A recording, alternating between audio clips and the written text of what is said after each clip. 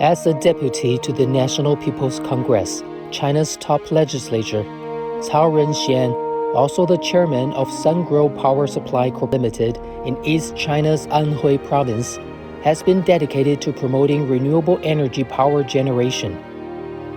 Sungrow has played an essential role in promoting energy transformation worldwide.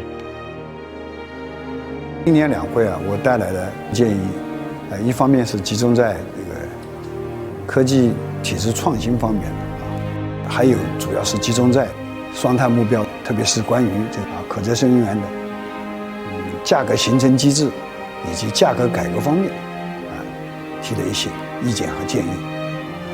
目的还是让我们的可再生能源进一步尽快的降低成本，让这个全社会能更多的享用这个清洁绿色电力。